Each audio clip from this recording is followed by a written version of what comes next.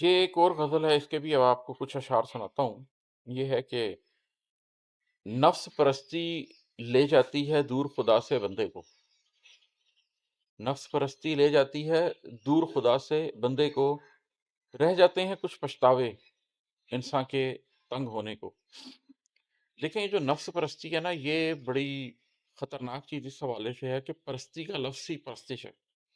جیسے ہم کہتے ہیں بت پرستی، تو یہ شرک ہے۔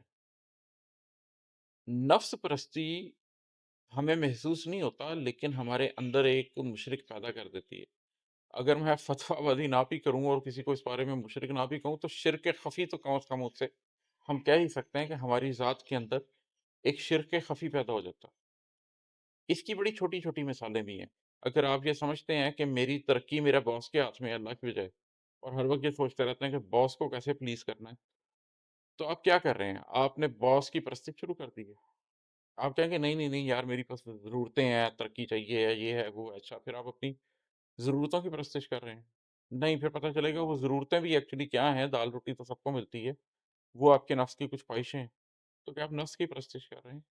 یہ بڑا گہرا موضوع ہے، ہر شخص کو اپنی ذات کا آڈٹ کرتے رہنا چاہیے کہ وہ کون سا عمل اپنے نفس کی خاطر کر رہا ہے اور کون سا صحیح غلط کی بنیاد پہ کر رہا ہے۔ ہم اپنی زندگی میں ہر وقت فیصلے کرتے ہیں، لیکن ان میں سے کتنے فیصلے ہیں جو اللہ کی منشا کو سامنے رکھتے ہوئے، صحیح یا غلط کو سامنے رکھتے ہوئے کرتے ہیں؟ ہم نفس کے لیے فیصلے کرتے ہیں۔ آہستہ آہستہ سلولی نفس پرستی لے جاتی ہے دور خدا سے بندے کو۔ آپ کو احساس بھی نہیں ہوتا، لیکن آپ کا جو ایک ڈیفالٹ ہے، جو آپ ہر وقت اگر ایک دم آپ کو جھنجھوڑ کے کہا جائے اس ٹائم تم کیا سوچ رہے تھے، اس ٹائم تم کیا کر رہے تھے، تو اگر آپ دن میں 20 دفعہ اپنا ڈیفالٹ کریں تو آپ کو خیال آئے گا کہ ایک بھی دفعہ آپ اللہ کے بارے میں نہیں سوچ رہے تھے۔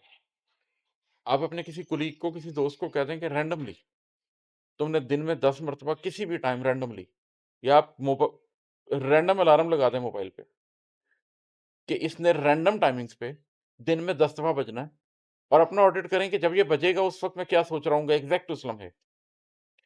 اب کیا ہوگا، رینڈملی 10 ٹائم آپ کو ہٹ کرے گا اور آپ اس لمحے اپنے لمحے سوچیں گے آپ اس لمحے کیا کر رہے تھے۔ آپ کو محسوس ہونے لگ جائے گا کہ اچھا میں مسلسل بچے کے بارے میں سوچ رہا ہوں، میں مسلسل ترقی کے بارے میں سوچ رہا ہوں، میں مسلسل گاڑی کے بارے میں سوچ رہا ہوں، آسائش کے بارے میں سوچ رہا ہوں۔ خرابی نہیں ہے اس میں، ظاہر ہے آپ دنیا میں نکلیں گے تو آپ چیزوں کے بارے میں سوچیں گے۔ جب آپ نے گاڑی لینی ہے اس دن آپ گاڑی کے بارے میں سوچیں گے، جب آپ نے کپڑے لینے ہیں اس دن آپ کپڑے کے بارے میں سوچیں گے، ڈیڈ لائن ہے کسی کام کی تو ڈیڈ لائن کے بارے میں سوچیں گے۔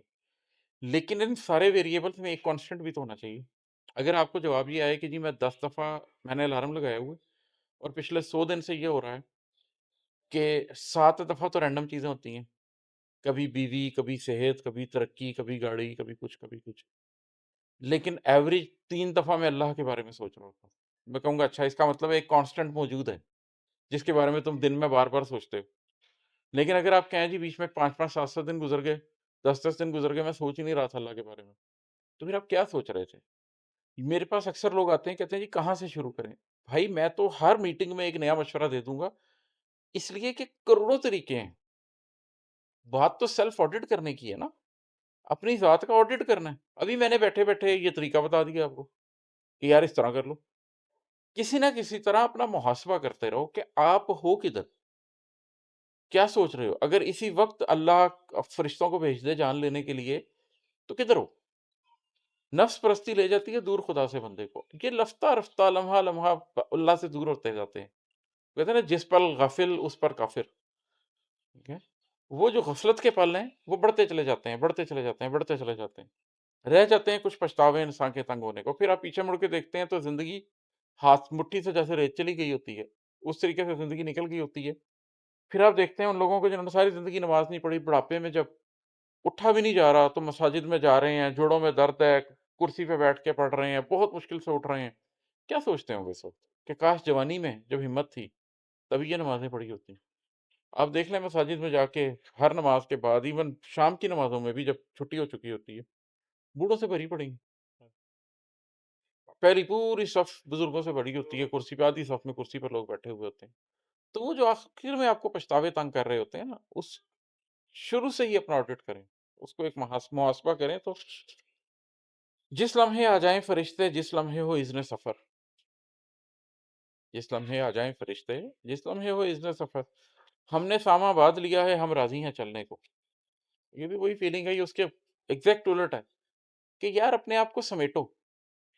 मैं अब बिज़नेस करता हूँ, मेरे अपने साथ कुछ लोग हैं, तो मेरा उनसे हर वक़्त झगड़ा ये रहता है कि भाई तुम खुद फैलने के चक्कर में हो, उम्र देखो, मैं समेटने के चक्कर में हूँ। मैं इसीलिए अपने आप को महदूद करता चला जा रहा हूँ उन बिज़नेसेस के अंदर भी, कि भाई मैं तो समेटा-समेटी में हूँ। मैं तो कहता हूँ कि अगर मेरे पास फ़र्ज़ करें माल हो भी और मैंने रखना भी हो, तो मैं प्रेफ़र करूँगा कि अच्छा मेरे पास बहुत ज़मीन खरीदने की जगह है, मैं एक ही जगह 50 कनाल ले लेता हूँ। मेरे सामने होगी, उसकी खेती-बाड़ी कर लूँगा, ज़्यादा सोचूँगा नहीं उसके बारे में, कुछ ना कुछ कर लेंगे।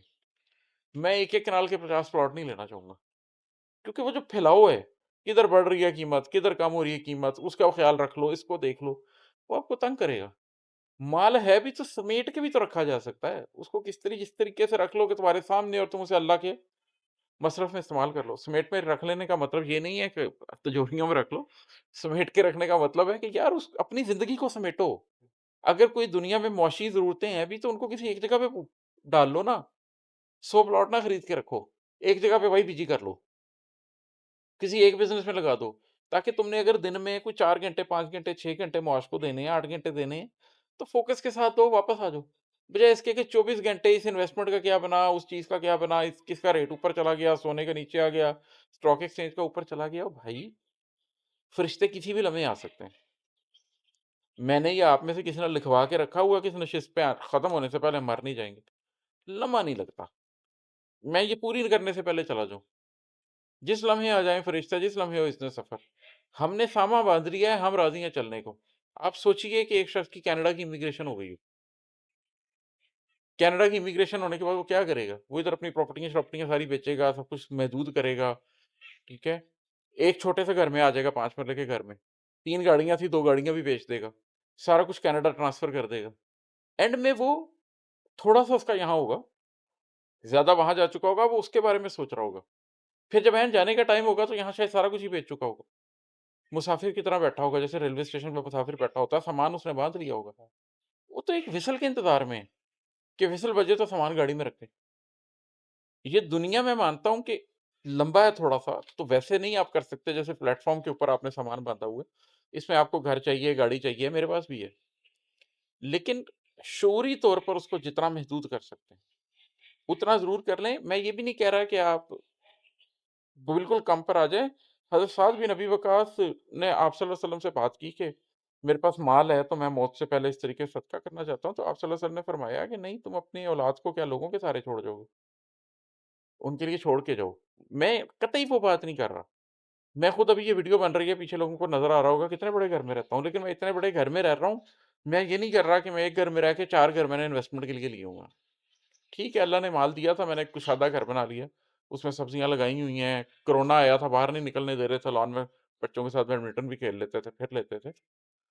मैंने अपने आप को फैलाया नहीं हुआ, जो मेरी ज़रूरत है, वो बस एक जगह पर इकट्ठी की हुई है। फैलाना इस सेंस में मैं कह रहा हूँ, वो हज़रत अली रज़ी अल्लाह तआला अन्हु फरमाते हैं ना कि there is nothing wrong in you possessing the world, the issue is that the world possesses you. आप किसी चीज़ की मलकियत रखते हैं, इसमें कोई मसला नहीं, लेकिन वो चीज़ आपकी मलकियत ना रखे। समेटने का मतलब ये है कि ऐसी जगह पर आ जाएँ कि दिन के 24 घंटों में आपकी सोच मुसलसल मादी चीज़ों की तरफ ना हो। उनको ऐसे एडजस्ट करें कि हकीकी मकासद के बारे में सोच सकें और महसूस कर सकें। एक शेर और सुना देता हूँ। खैर शर की जंग में हम तो बस मैदान जंग रहे। खैर शर की जंग में हम तो बस मैदान जंग रहे, और हम कैसे भोलेपन से निकले थे जी लड़ने को।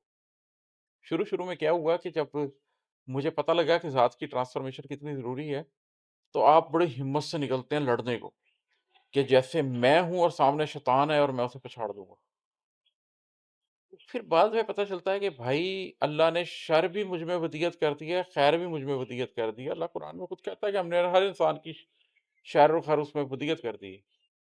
अल्लाह ने मुझे हैवानी जिस्म भी दे दिया है, हैवानी जिबिलतें भी डाल दी हैं। मेरे अंदर रूह भी डाल दी है जो फरिश्ता सिफ़त है।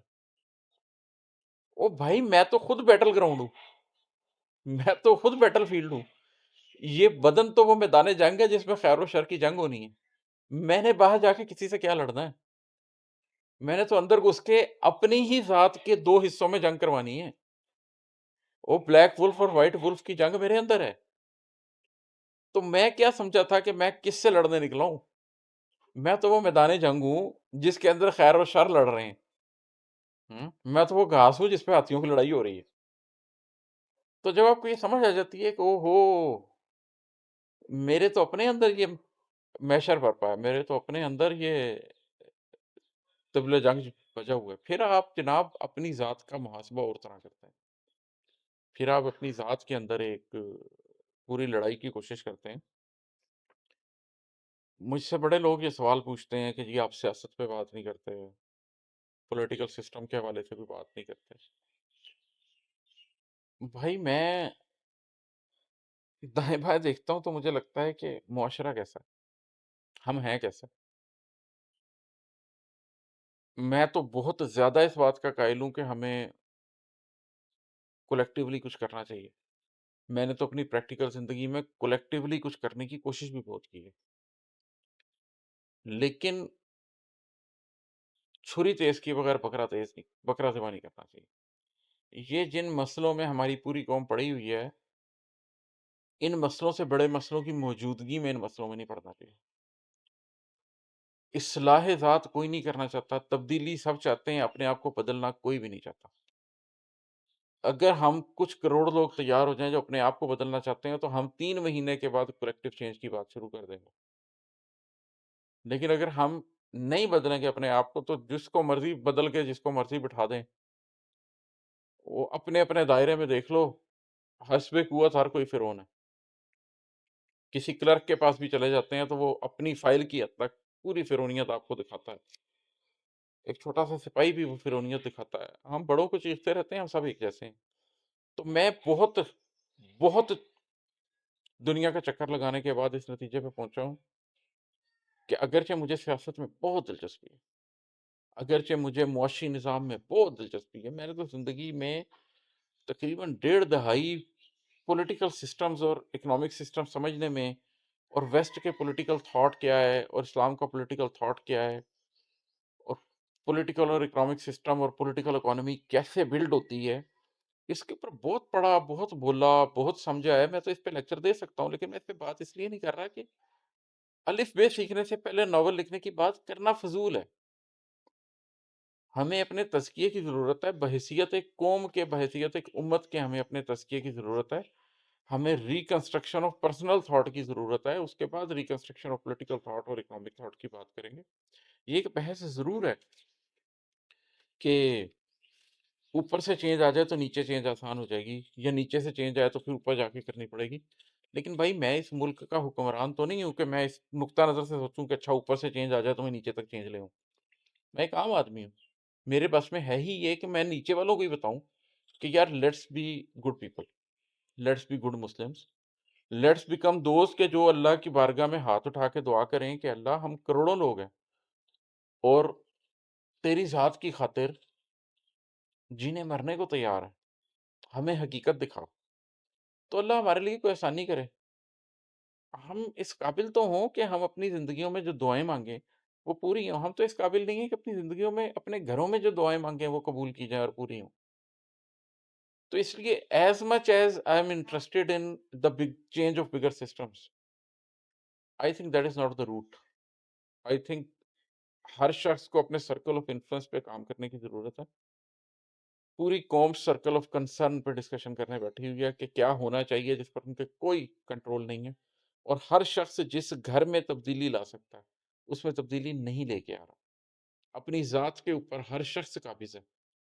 اس ملک میں ایسا کون سا غدر ہے کہ ہر شخص جھوٹ بولنا نہیں چھوڑ سکتا، نماز پڑھنا شروع نہیں کر سکتا، زکوٰۃ اپنی پوری کیلکولیٹ کر کے نہیں دے سکتا، راتوں کو جاگ کے اللہ کی عبادت نہیں کر سکتا، نیکی کا حکم نہیں دے سکتا، بدی سے روک نہیں سکتا، اپنے محلے کی صفائی نہیں کر سکتا. ایسا کیا ہے کہ ہم اپنی سوسائٹی میں چھوٹی موٹی چینج لانے کے قابل نہیں ہیں؟ اس چینج کی طرف کوئی کوشش نہیں کر رہا. میری شدید خواہش ہے کہ بڑے سسٹم ٹھیک ہو جائیں، شدید ترین خواہش ہے کہ بڑے سسٹم ٹھیک ہو جائیں. میرے اندر سے بھی یہی آواز آتی ہے کہ کاش पॉलिटिकल सिस्टम और इकोनॉमिक सिस्टम इस्लाम का आ जाए। लेकिन मैंने एक जब्र करके अपने आप को ये बात कह रहा हूँ कि अगरचे मेरी ख्वाहिश वही है लेकिन वो रूट ही नहीं है। मैं आपको एक बड़ा मज़ेदार वाक़या सुनाता हूँ। मेरे वालिद जमात इस्लामी में बड़ा उनका उठना-बैठना था। तो एक दिन मौलाना मौदूदी के पास बैठे हुए थे।